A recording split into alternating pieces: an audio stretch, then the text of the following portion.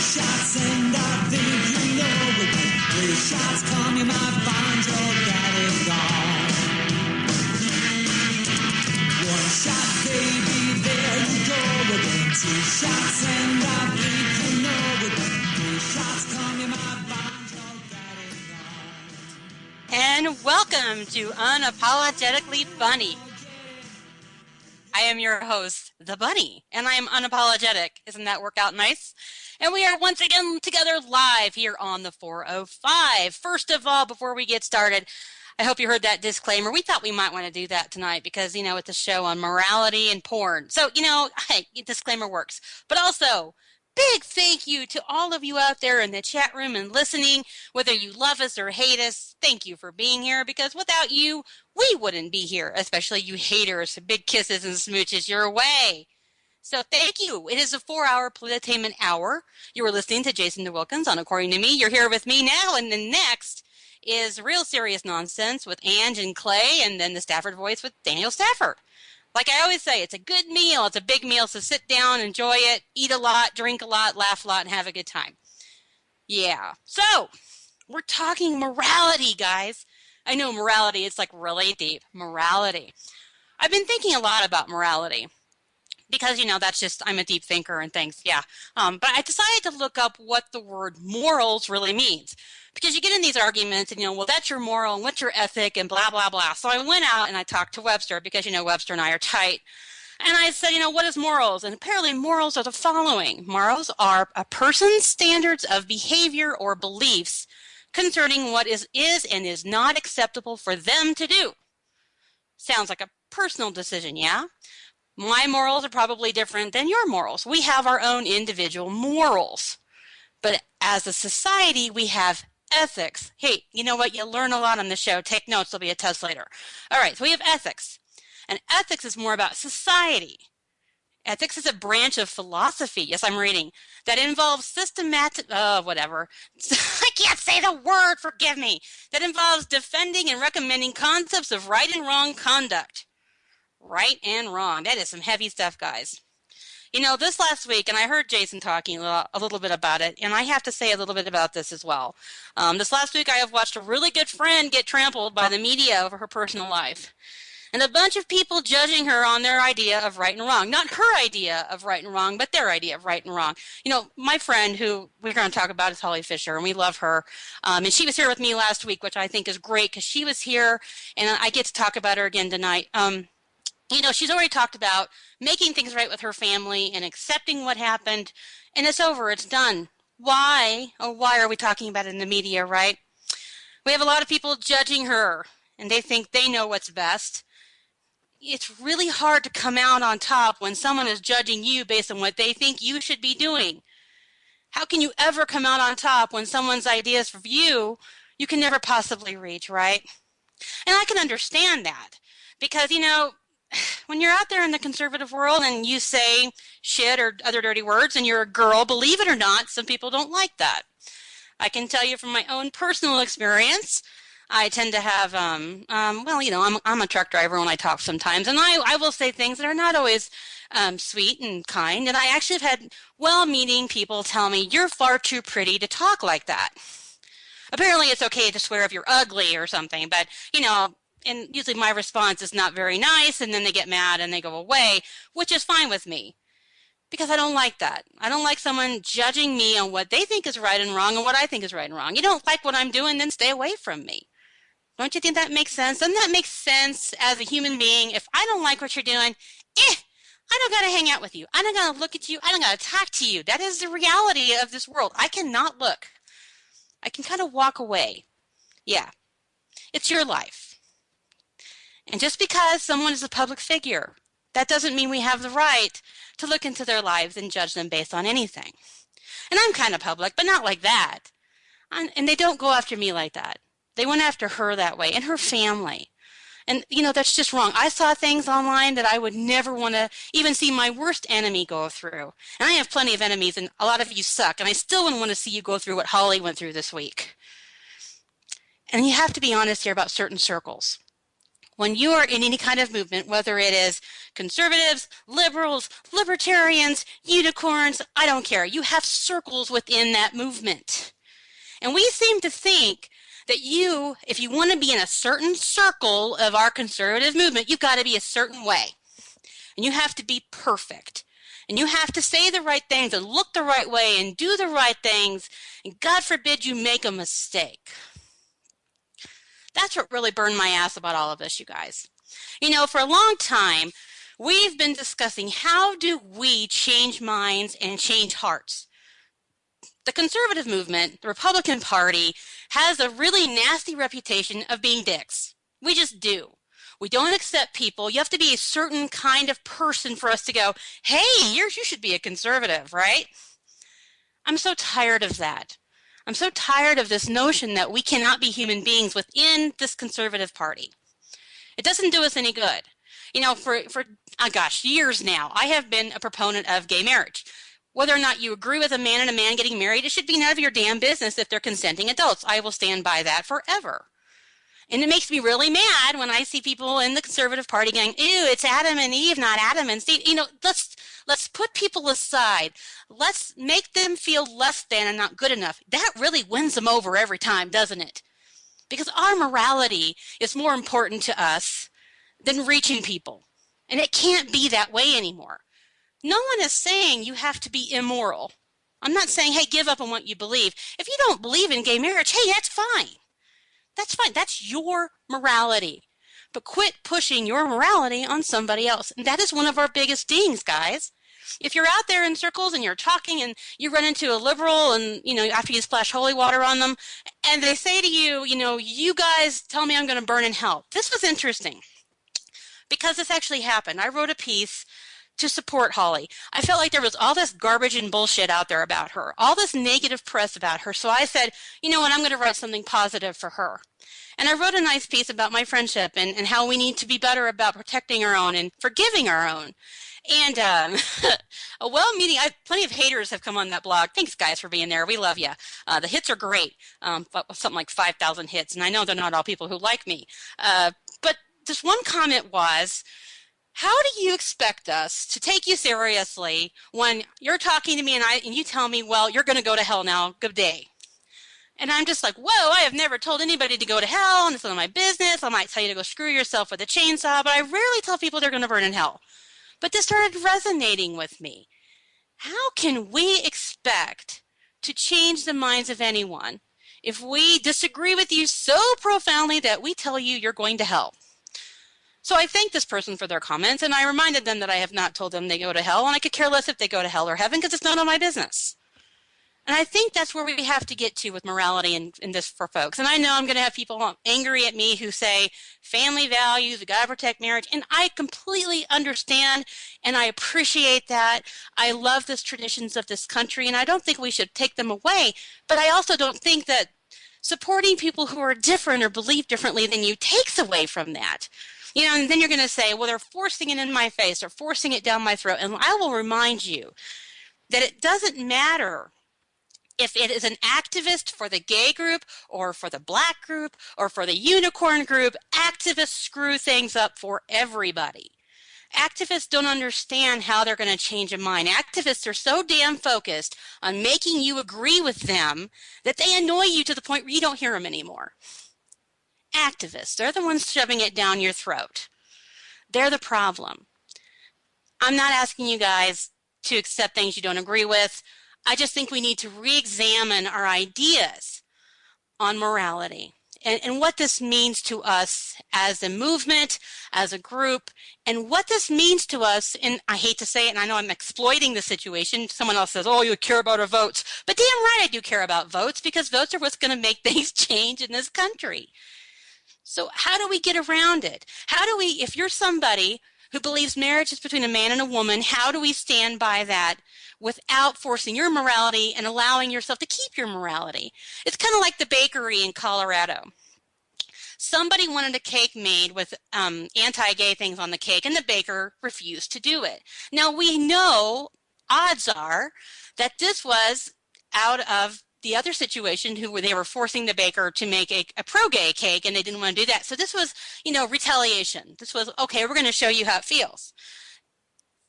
Over a damn cake, people. We are worried about a cake. Yeah, our morality has come down to what's going on a cake these days.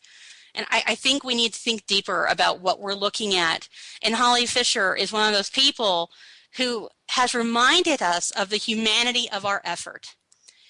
There's nobody more human right now than Miss Holly Fisher, who, by the way, you guys, I have talked to quite a bit this week. She is taking a break, but she is around.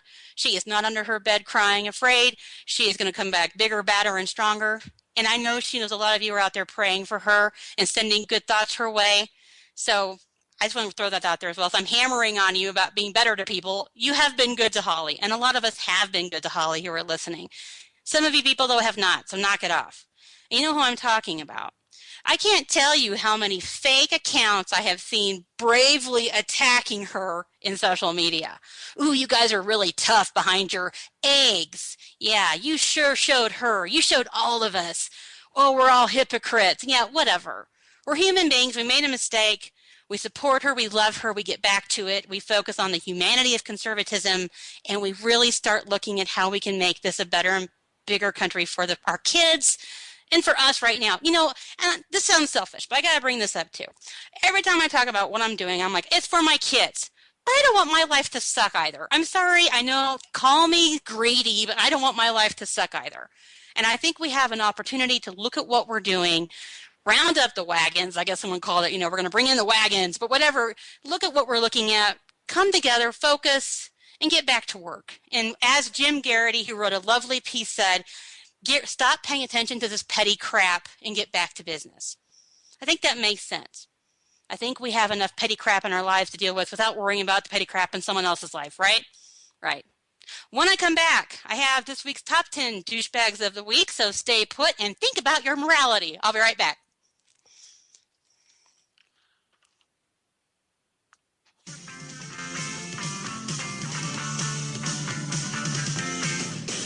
Hey, are you conservative in the world of liberal? Yes. Yep. Mm-hmm. Yeah! Well, you're not the only one. I'm Daniel Stafford, host of the Stafford Voice. Each week, I'll bring you the events, and together we'll learn about how they affect you. So sit back and get ready to laugh and cry your way through the good, the bad, and the ugly of talk radio. Every Thursday night at 11 o'clock Eastern, right here on the 405. Remember, the bigger they are, I am, Remy. Unapologetically, buddy! Coming soon to the 405 radio. Here come the spy dolphins. I sold my food stamp money for Doritos and wheat. I call them the Mary-Kate and Ashley of outrage. Bras are completely racist. End all bras. A show that's different from those that aren't so different. Real, serious nonsense. Thursdays at 10 p.m. Eastern, right here on the 405 radio.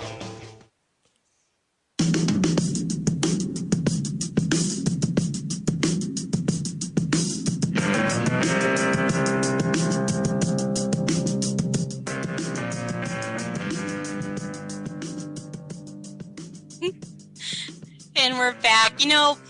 I wrote out a bunch of this stuff today because I thought to myself, Sam, because I talked to myself because I'm like that. I said, Sam, don't get on a soapbox about this stuff because you've been holding in for almost a week. And I went off script. Damn it. I apologize. You are here with Unapologetically Bunny on this lovely Thursday night on the 405. Thank you for being with us. We have 72 of you people in the chat room. Big smooches to all of you, and thank you for being here. Phew. I had to have a drink of Kool-Aid and not the other kind. I had to have the real Kool-Aid because, boy, I got on a rant and I had to drink. So, you know what? I really should drink because I think it'd be a lot more fun on those rants. But we're back. And we're here with this week's top 10 douchebags. Now, for those of you who have been listening a long while, thank you. You know that these names come from the good people in social media. They are nominated by y'all. They don't come anywhere from me, although occasionally I'll throw one in just because I think it's funny. So this week's top 10 douchebags. At number 10 is Michael Moore. so many of you people nominated Michael Moore, which I thought was kind of interesting because he's such a low-life douchebag who's looking for, he's only looking for attention because he's so irrelevant. But you know what? He is a douchebag, so he belongs on the list. As you all know, or more than know, Michael Moore decided to say that snipers are cowards. And then he talked about his great uncle bear unicorn or whatever the hell it was, who was shot by some sniper and, I don't know, stole from his grandma and kicked a puppy and starved some old people. I mean, he's such a moron. Anything to talk crap about America. And God forbid we are positive about what the military does, especially Chris Kyle, who is truly a hero, who, by the way, Obama has really never spoken about. But, we'll get to that later.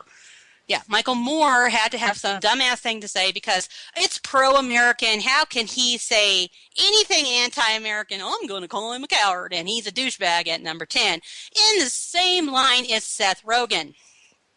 I am shocked. I got to tell you, I'm shocked that Seth continues to make this list. He did. He made it a couple weeks ago. In my mind, he makes the dumbest movies.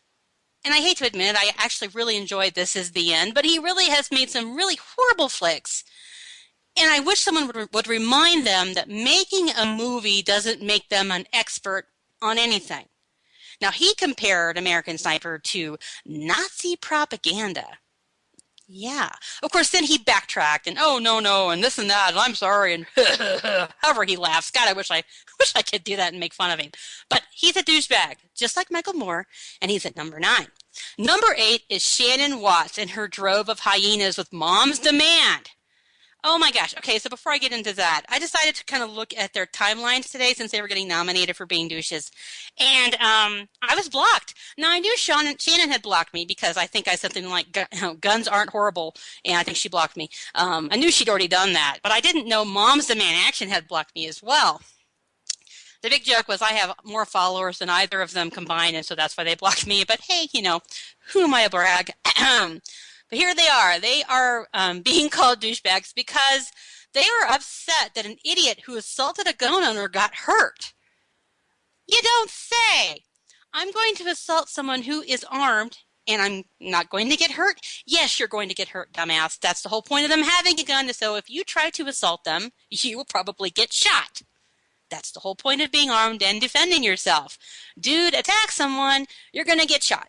That's the end. There is no, well, shame on the gunman for shooting the idiot who tried to hurt him. And give me a break. Shannon Watts and Mom's Demand Action, y'all are douchebags at number 8. Number 7 is the Patriots and their deflated balls, a.k.a. Tom Brady's balls. 11 of 12 of Tom Brady's balls were found to be deflated balls.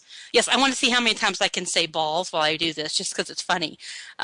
Basically, if you deflate balls when you're playing football in the rain, it gives you a better grip on the ball, right?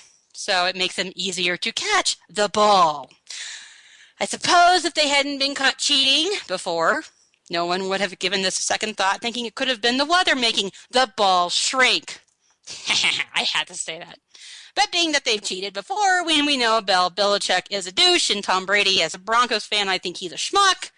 Yeah, and number 7 is the Patriots' deflated balls and Tom Brady's balls as well. Are they the same thing? I don't know. We'll have to talk about that later. At number 6 is Ronan Farrow. Now, Paul, I know you are producing here. Oh, and I look down. You have my clip. You're such a... I'm sorry, guys. Clay is so good to me. We're going to play this clip for you as well. But Ronan Farrow was fanboying over Obama. Like, this is creepy fanboying. Hey, go ahead and play that clip real quick, would you, Clay? I have no more campaigns to run. My only agenda... I know, because I won both of them. Ooh. Mr. President, you slay me. President Obama tweaking Republicans in a moment that had... Oh, President Obama, you slay me. Are you kidding me? That has got to be the uber creepiest thing I have ever heard a man say about Obama. And Chris Matthews said he had a tingle up his leg, and he beat Chris with that. So Ronan Farrow, beyond the fact that your mother is a complete moonbat, you are a douchebag at number 6. Number 5 is John Kerry and James Taylor. Yeah. Sorry, France. We totally screwed up and didn't come hang out during the march. But hey, You've got a friend.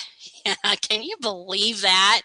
Because, hippie music and guitars and bald dudes make everything right when you've really screwed up foreign relations.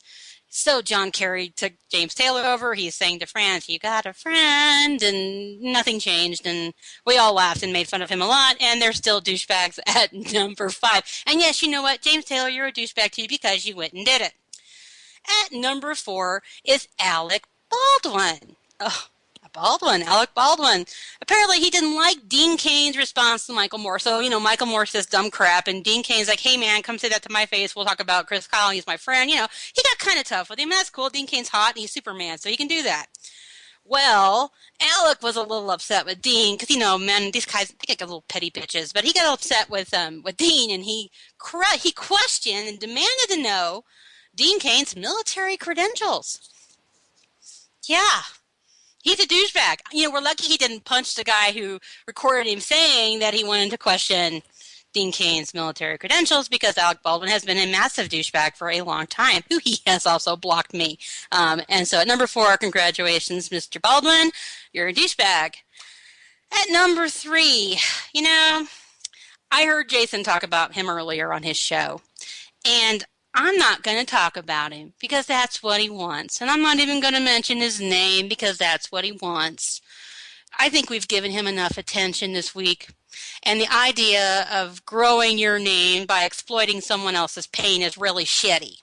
So I'm not even going to say your name, but we know who you are, and the whole audience knows who you are. But I'm not going to give you that notoriety. At number 3, you're a douchebag. Thank you. At number 2 is the GOP for yanking a bill that would have banned abortion after 20 weeks. Because, I'm 20 weeks pregnant and I can't figure out what I'm going to do before that point, so I'm going to go and have an abortion. Yeah, that makes a lot of sense. Representative Renee Elmers played a major role in the debacle. Originally, I think she was a sponsor when she's pushing this because, I think even Democrats will tell you that abortion after 20 weeks, they even don't think that's cool. You know what, that is...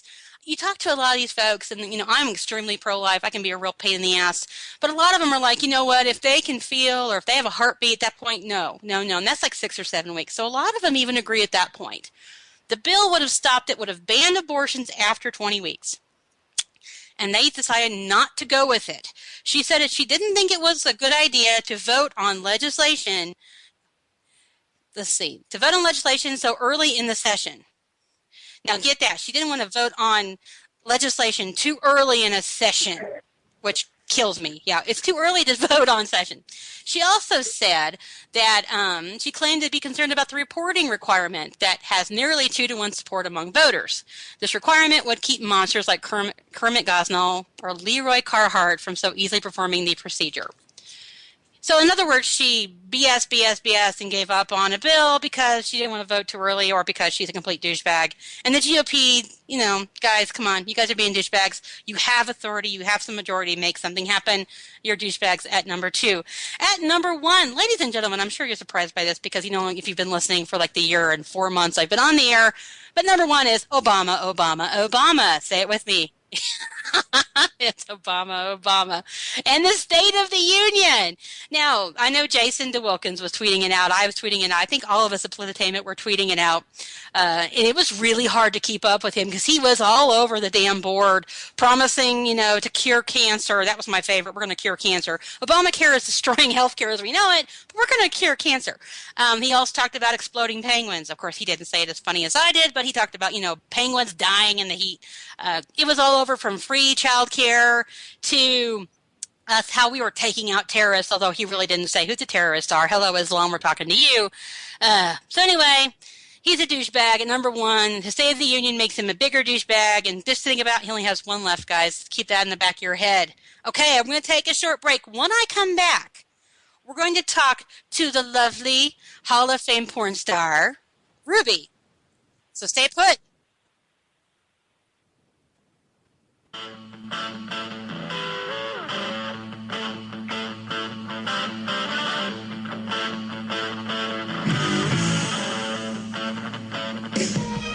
And now, according to me and Politainment present the State of the Union in 100 seconds. Members of Congress, I have the high privilege and distinct honor of presenting to you the President of the United States. Thank you. Thank you so much. Thank you. Mr. Speaker, Mr. Vice President, members of Congress, my fellow Americans. Free stuff. Free stuff. We've created 12 million jobs in the last 12 days. Free stuff and free college. Free stuff, equal pay for women. Free stuff, I'm going to have Joe Biden do things. And free stuff.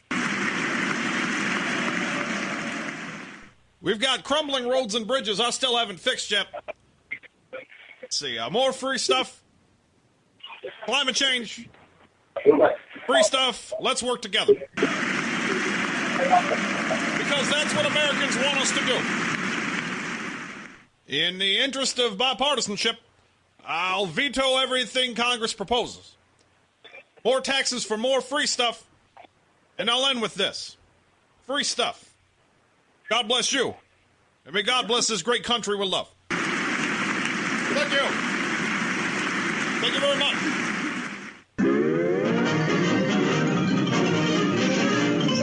That's all, folks.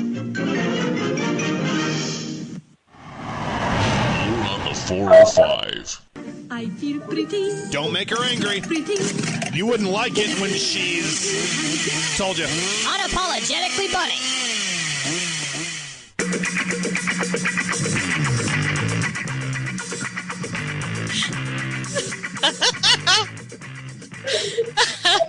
And we are back from the break. You're on Unapologetically Bunny, and that was great, that bow chicka wow wow. Thank you for that, my friend. That was a good hoot. And thank you for being with us. I have on the line with me a Hall of Fame porn star, a legend of erotica. Ruby, are you there? I am here. Yay! Nice to hear your voice. It's so good to talk to you. And of course, you're in Las Vegas, so I'm completely jealous. How are you? I'm good. It's been wonderful. I've been having such a great time. How's the weather? It's totally a silly It's question. warm. It's warm. I left 10-degree weather. Wonderful. So, yeah, no kids for like a week. you know what? That's a really good fun part of Las Vegas when we were there as well. But you're there for a specific reason. Why are you there in Las Vegas? I'm here for the AVN Expo. There's also the Novelty Expo going on. And I'm at the Protect Adult Welfare booth, which is a smaller organization that we're going to try to make into a larger support group organization. So, very cool. Well, I think it's really fun. You know, when we first started talking about this, maybe even a month ago, and you said, hey, I can do that from the AVN Awards. I was like, oh, my God, how exciting. We'll do it from Las Vegas.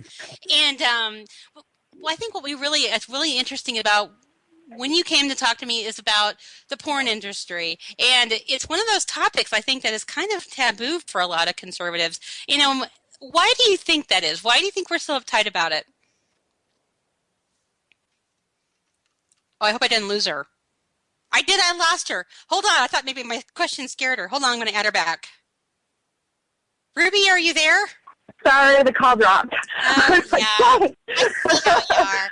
No, you know, I was rambling and we hardly noticed anyway. No, the question I have for you, and I think it's really great that we travel in the same circles, but why do you think it is that conservatives are a little uptight about the porn industry? Well, I think that anybody is afraid of something that they don't know about, okay, and especially something that has to do with sexuality, because that's just, intimidating. And it's easy to compartmentalize it in your brain, and, so they're just they're a little apprehensive. They don't quite understand it. Right. And I always try to refer to that there's been pornography since the cave painting. Yep. You know what I mean? It's true. So, right. So well, for me, I think it's one of those things where I'm going to say 99% of people like to have sex. And I'm going to say probably of that 99% who like to have sex, you have probably 90% who watch porn. So why Why is this such a taboo thing? And the reason I'm asking is I really think there's a huge opportunity for libertarians and conservatives, and you're the Whig Party. Sorry, I forgot to mention that. Yeah, that's okay. That's okay. But I see a real opportunity for us to champion a private industry that is just getting hammered by the government. Yeah, and it has been for a long time. And how do we breach that? Because, what we're all about, well, don't screw with healthcare and don't screw with education. But okay, go ahead and mess with porno because we don't want to talk about it. How do we talk about it? How do we talk about it? How do we talk about it? It's a conversation that we all should have, because porn is basically, I think, a tool for self-love as well as a tool for intimacy. I feel that right now, I call it red collar, because you can't have blue collar, white collar, and you can't have America without your red collar workers. Hey, so, that's really smart. Yes, that's really smart. Look at you. I'm glad you came. And I formed the Red Collar Alliance, and what it seeks to do is to organize all of the organizations that are in these splinter businesses.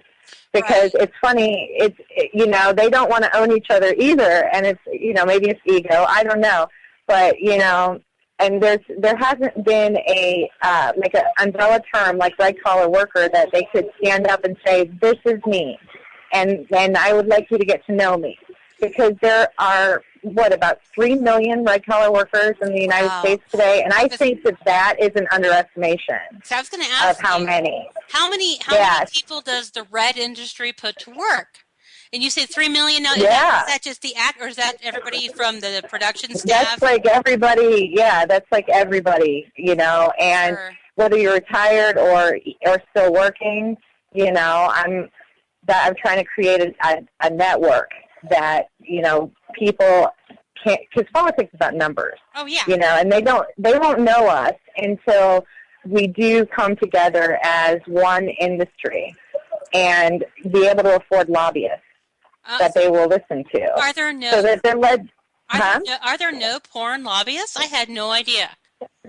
There's like I said, the splinter organizations, but none of them are big enough. You know what I mean? Like they're all medium sized, and so there's nobody that's coalesced all of them, which is what I would like to do. And so because there's all kinds of issues involved, Well, explain some of what's happening at the federal level that's an overreach. And I know that you think these aren't terrible ideas, but the industry should be doing them, not the government, correct? I think so, because we know intimately how it works. Sure. And they don't, and they're legislating on a fear-based, legislation basis. So I want them to legislate proactively instead of reactively. And because they're gonna legislate anyway. They're gonna legislate us anyway. I think we can say that for white collar and blue collar workers that we're tired of legislating as a reaction versus a proaction. So what are some things that could be done for the red industry to give you guys a voice? Because 3 million workers are a lot of damn workers. How do we? Right. I'm thinking I only need 2 million of them. Right. How do we support? Right. Yeah, I'm in the middle of setting up this nonprofit, and I'm going to be crowdfunding it as well. It would be really hard you could never unionize, because it can be a transient business, and so dues won't work. Mm-hmm. So it has to be done differently. And so basically, yeah. So, and I also joke that they already paid their dues. Right? What? I think you guys pay your dues more than a lot of people understand. I actually have a lot of respect for the industry. I cannot imagine the amount of work that goes into it. And, it's not glamour behind the scenes. It's not all sexy behind the scenes. You guys and making movies. It's funny. Yeah, and it's funny. It's like everybody's like, "Oh, I would love to be on a porn set." I'm like, "No, you wouldn't. It would ruin porn for you. It would totally ruin porn for you. Don't do that. Keep it where it needs to be." But it's a job, and I think it is, because you can go to work and you can have a so-so day. You're not always on all the time, and there's a lot of the business. The internet did a lot of different things to the business. When they legislated, it's more on a state level right now, but eventually it's going to get to a federal level, where, as far as legislation goes. But they are holding us to a medical standard, and they're going to use the law to be predatory toward companies, and that's a problem. Because right now it's like, well, we care about you so much, we're going to legislate you right out of business. You know? But they have a really good habit of doing that. And I think I was talking about morality and ethics earlier, and I think they feel justified somehow in doing that to your industry. And how do we change the mindset about it? Because, I was asking people on Twitter today, and I'm like, what's your opinion? What do you think? Is the government overreaching? And people's biggest concern was the legalities around it, like that people are 18 years or older. That was the biggest thing, is that we protect children. And they always, in the mainstream industry, that is so much, far removed, because we would never ever think of shooting somebody under 18. That's just, right. We're more vehemently against that than anybody, Yeah, but that was the one thing I was really impressed, because a lot of people, I thought for sure I'd have some angry feminist yelling at me that I was objectifying women by daring to promote this, and I was sure I'd have some well-meaning social conservative telling me I'm the devil.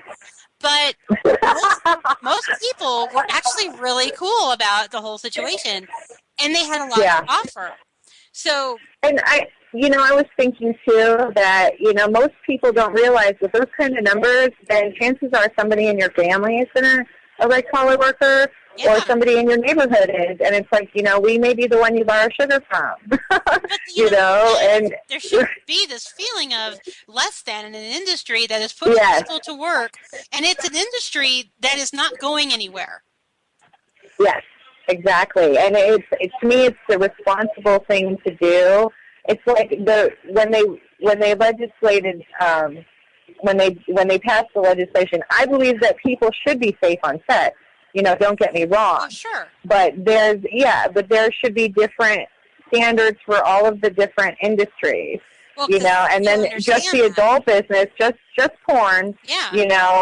There's a way that they could do a reasonable condom and testing kind of combo, and they just kind of gone overboard with it, because there's always going to be a risk. You can mitigate it, sure, but there's always going to be a risk. But you know what? If you're a nurse, you can't sue the hospital if you contract something on the job. It's your job. And that's what they're trying to do. They're trying to make the producers and directors liable.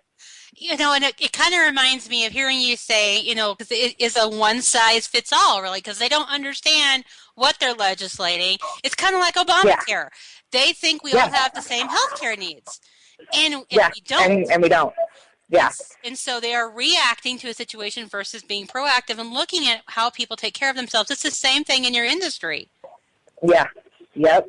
It's like they want us to be, it's kind of like and I say that everybody thinks that liberals love porn, and it's like, they actually don't. They're the ones that will label me a victim. Oh, yeah. They label me a victim and some, trafficked. And it's like, they really, if everything was legal and there was a system set up, you would have a lot less victimization happening. But see, you're a woman, so out of the gate, according to the left, you're a victim, Ruby. Sorry, that's just how it works. Yeah, right. So you're in an industry where men are using you, so that makes you a double victim. And I want to say, if they only knew me, because I'm having fun using them, I'm like, no, Ruby is no victim. We let them. We'll let them think that. But you're funny. Yeah, it's true, because everyone thinks, oh, the left is really cool with all these things, and the left really doesn't like what you do. They really they don't. And I mean, you've got your more evangelical too on the super conservative side. Oh yeah. I think it's a matter of people getting to know a person as a human, Sure. and to be humanized.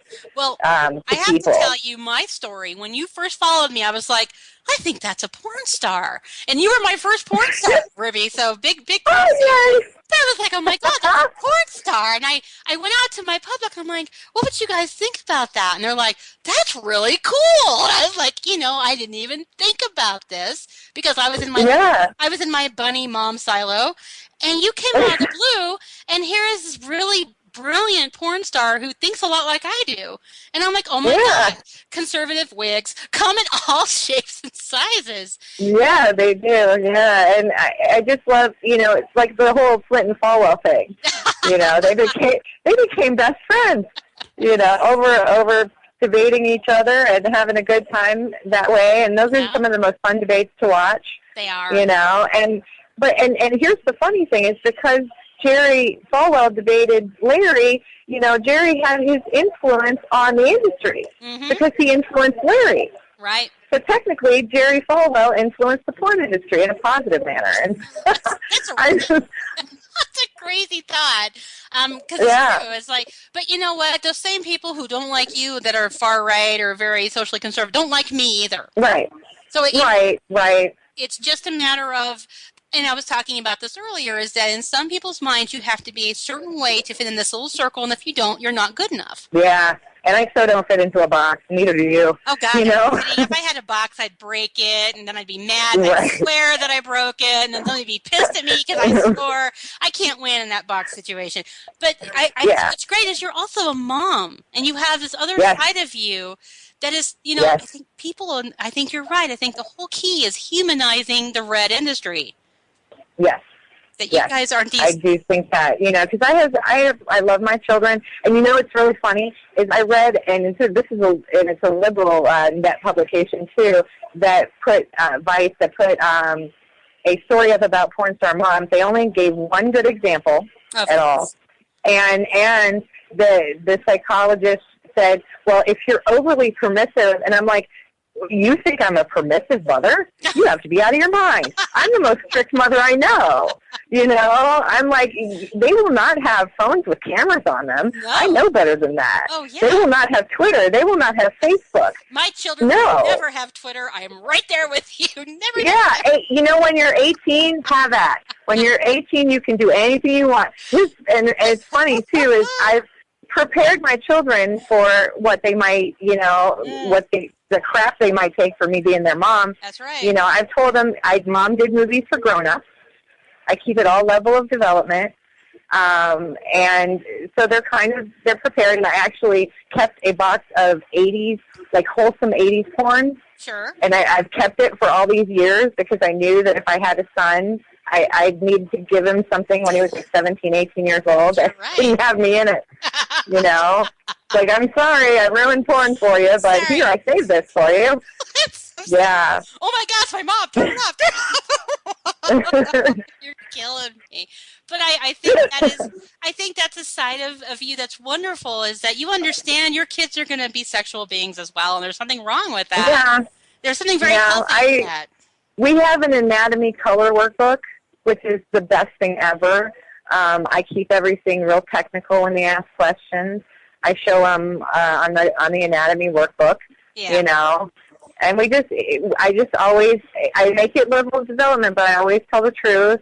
And what I think a lot of people, when they describe to a younger child that, okay, when two people love each other, they don't really comprehend the love part because they think, at that time they love mommy and they love daddy, so they can't, comprehend that part. They don't. So I keep it all scientific. Yeah, and I think that's really smart. But politically, I got to ask you, who did you vote for in 2012, or did you vote?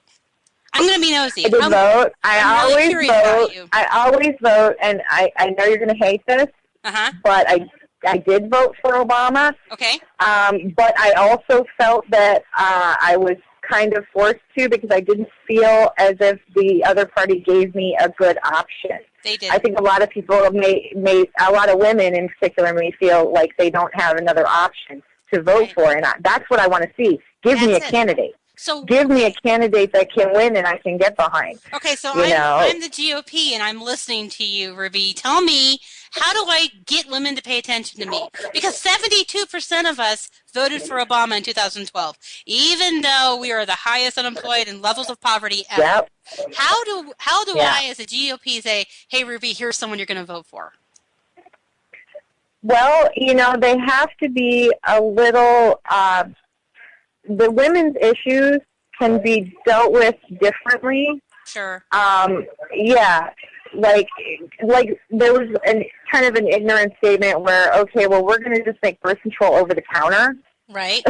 You know what I mean? Which actually wouldn't work because, like, you know, we've actually invented some really good forms of birth control. Right. And those are the ones that do need to be implemented to reduce abortion rates and such. Sure. Right. So, yeah, so I wanted to see them be more proactive when it comes to women's issues rather than be a little, like, I don't really understand how my wife works down there. Yeah. You know? And yeah, and, you know, I've always, like, and a lot of people are, you know, they view the abortion issue has somewhat demonized Planned Parenthood to people. Yeah. And, yeah, and I've gone to Planned Parenthood my whole life. Sure. And they've always been there. I've never gotten, like, some of the weird stuff that people say that they have, you know. Sure. But you know, and it's there, and I think that they prevent a lot of abortions because what they do is they give birth control. Sure. And you can get the better forms through them. Yeah. And I do kind of believe, I'm sorry, I do believe it should be required to be covered, just simply because if you can cover Viagra, if you give Viagra, cover the other. then, and you should be able to choose your form because not every woman is going to use the same form or the same kind of control. So, you know, you have to give people they're coming out with male, you know, birth control. So that's going to change the game. I'd really like some male birth control. Thank you. I'm like, thank you. And I know, Ruby, you and I have actually disagreed on this issue, and we still like each other, which is really cool. Oh, yeah. In this because I understand that standpoint. Yeah, but it's been really good. Occasionally we do, yeah. But we've never... Yeah, I see. But what the same thing is about us is we would both like to see that eradicated. We just have different ideas on how it should be. That's all. You know what I mean? Like, I would love to see a world where nobody ever had to have an abortion. Right. You know what I mean? I would love to see that. I just think that, I think that the education, you know, is probably the best bet because the information that you receive makes you make better choices. And, you know, if you are covered with birth control and stuff like that, it will reduce that. Okay. But, you know, we're a long way away from it. We are. But, you know, and I think that's something that we talk about a lot is that even people who completely disagree with you we all want the same things. Like, we want the world to be safe. Yeah. We want our children to be healthy. It's the how we get there that we disagree on. Right. And I like people with different views than me because it makes me think and it makes me form better opinions and it makes me make my point better. Yeah. You know, or how am I gonna get my point across to this person in a way they will understand? Right. You know? Right. And I know. And so it's a communication issue. It is. And I think even in your industry, between us on viewpoints, especially around the pro-life, pro-choice, and I think there's definitely a communication thing. And I think in disagreeing, we are better at communicating what we're trying to fix here. And I think that is what is going to help with your industry as well. I want to know how can people find you and support you and kind of be a part of what you're trying to do? Well, they can follow me on Twitter. I am at JRAXXX. I do a lot of fun debate, you know that. I'm going to be building this. I'm going to be building this and advertising the .org as soon as it gets built. And as soon as I can take donations, I will start crowdfunding, and I'll be very loud about it. You will hear, you know. Yeah. So, you know, you just follow and enjoy, and, you know, I'll try to do my best to help everybody be more comfortable about it, you know. And I think that's about all that you can do is try and help people, because otherwise it really becomes, that industry we don't want to talk about, even though that industry makes a lot of money and employs millions of people. How do we keep government out of debt? And I think you're a key in making that happen. Yeah. Oh, yeah, because, you know, I mean, we shop. Yes, you do. We shop, and we spend money, and we want this, we want the same things, and we want to be legitimate, and we want to pay our taxes, and we want to do. That's what we want is that legitimacy. And like the Sure. here's how the Democrats screwed us. Sorry. You can say that. It's okay. They screwed you. Go ahead and say it. Eric Holder, they threatened the banks, and the banks shut down hundreds of adult accounts, private accounts. Why? They got a letter that said because they were in our industry. So they got a letter saying we no longer want your business. So the banks did this. Why? And that came from Holder?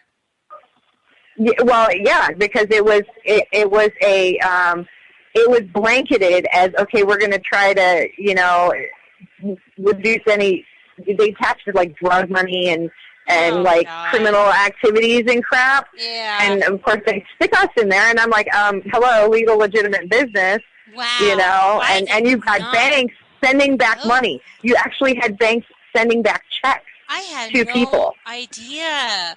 I saw something because we're so close to Colorado, and they have they've legalized marijuana there, and some of those businesses. Well, yeah, come on, get on with it. But they're really having issues with the industry because the banks can't take the money because they can't take the money over state lines because in this drug trafficking, it's a mess. And they have these massive wads of cash that they And they're getting robbed. They're getting robbed because people know the money can't go anywhere. And that money that's going to come from that is going to offset the debt. Yeah. You know what I mean? Crazy. I had no I'm like, idea. you don't turn down money. We're a capitalist society, damn it. I had no idea that Holder did that. That is unbelievable to me. Well, sorry, liberals are not porn friendly. We learned that tonight on Bunny's show. Thank you for doing that. I appreciate it. Well, tell people one more time where they can find you, Pretty Please with Sugar on Top. I am at JRA on Twitter, and follow and have fun and participate in the debate. I love it. I love to hear more information. I learn new things every day. You are a shiny star, my friend. I appreciate you coming on and being honest. Even though I voted for Obama, I'm going to kick you later for that. But I'm really glad. I'm so glad you were here. And it has been a lot of fun. It went by way quicker than I expected. We have to do this again. Do me a favor. Absolutely. Have a really good time at the AVNs. And I am going to. I have a pretty gown. I know. I saw it. I'm so excited for you, Hall of Famer lady. Okay, we will. I'll send you pictures. Send me pictures, okay? And I will see you in the Hemisphere. Have fun. Good luck, and I'll talk to you later, sweetheart. Okay. Bye-bye. Bye-bye. You know what? It's one of those things I know nothing about, and people kept saying, well, isn't it this level and this law? And I'm like, I am clueless about what works in that industry. And I think, and it's funny, I'm watching the chat room, and some of you were like, oh my gosh, she supported Obama, and oh my gosh, free health care. And you know what? Here's the thing, and this kind of goes back to where I was ranting earlier, and this is, if we want to have any kind of ability to change minds, we have to be able to talk to people who think differently. And this is, Ruby and I have disagreed a lot on, especially with the Planned Parenthood and birth control issues. And of course, I'm not against birth control, but I'm completely anti-abortion. And what's really interesting is we are being able to be friendly and have a bigger discussion, because she doesn't shut me down as, you don't understand women's issues, and I don't shut her down as saying you want to kill babies. And I think there has a lot to be said for that kind of communication when you're talking about important issues that we're going to have to talk about coming up in the next years, especially if the Democrats try and run a woman, which they probably will. I mean, I guess if Warren is really a woman, I'm not really sure yet, and Clinton could really not be a woman, but hey, what are you going to do? They're going to try and run women. So that was my show tonight. I have a couple more minutes. I wanted to go over something with you. Okay, up next is Real Serious Nonsense, and they're going to have Defend Wall Street on with them. If you are on Twitter, hold on to your socks, folks. This gentleman is very entertaining. He will be on medication, so it should be a lot of fun anyway with Angie and Paul. So stay put for that, and then Daniel Stafford will be on later on with his talk about free stuff, because that is what is happening in the movement, is free stuff, according to Obama. Free everything. My favorite is a free child care, because that's in the Constitution. Yeah. So I'm really glad you guys were here tonight. We talked about some interesting topics. We learned that liberals don't like porn, which is really funny. And there's Edith Piaf, so that tells me my time's about up. So I've really enjoyed being with you guys again tonight. Thank you for being here. Please stay put. We have another couple hours of the Great Politainment Hour. I'll be back with you live next Thursday. Have a great week. Stay out of trouble, and big smoochy to y'all. Take care. Bye-bye.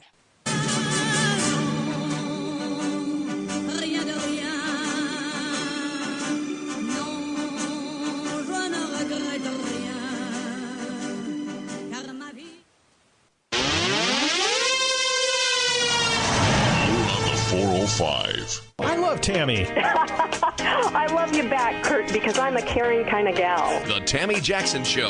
I'm just one conservative gal encouraging you to keep fighting the good fight. Tammy is what conservative insurgency is about. Tammy Jackson, the granddaughter of legal immigrants. In Honduras, they had 60,000 murders per 100,000 or something like that.